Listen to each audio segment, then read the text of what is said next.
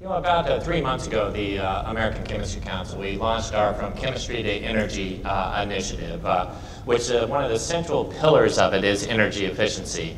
And we are very excited as an industry to be working with the Alliance and other individuals who are trying to advance, policies that will encourage greater energy efficiency.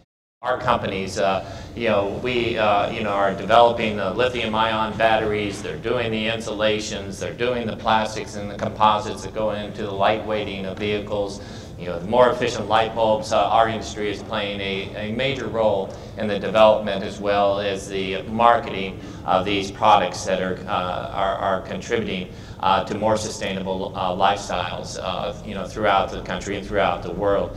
We actually even did a study at ACC just a couple months ago, where we looked and did a life cycle assessment of all the about 100 different products that we are putting into the marketplace. It's when you looked at all the products that we're putting into the economy, contributing to energy efficiency, we concluded that it would save almost 11 quadrillion BTUs. Now, what does 11 quadrillion BTUs mean? I don't really know, but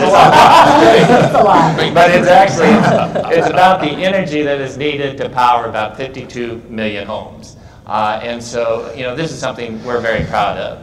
And it's not just the products that we've introduced into the marketplace. Our industry has also been focused on energy efficiency in our own operations. And since 1975, we've decreased our energy consumption by about 56%. Since 1990, it's about 30%. So we have a great record there on even our own activities. I'm a little bit perplexed and frustrated that energy efficiency is not being considered at the level of prominence in a lot of our current public policy issues. And tomorrow's a good example. The Senate is going to be having a hearing on their Clean Energy Standards Act. It's an initiative to try to advance the use of alternative energy as well as to reduce emissions. And the thing that I'm perplexed about is that energy efficiency isn't given the same consideration in that measure.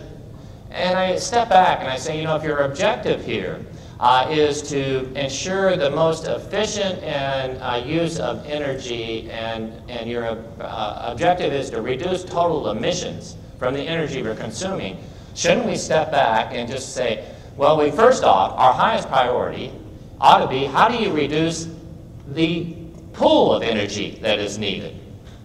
Yeah, that's it. I'll make them too.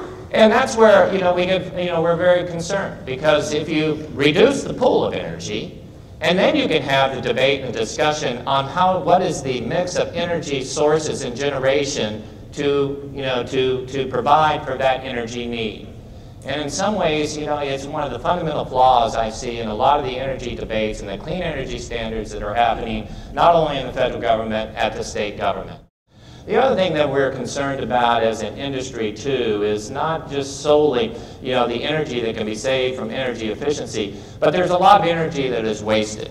A lot of us are involved in manufacturing operations, or representing companies that are involved in manufacturing operations, that in the past we wasted a lot of heat and a lot of energy.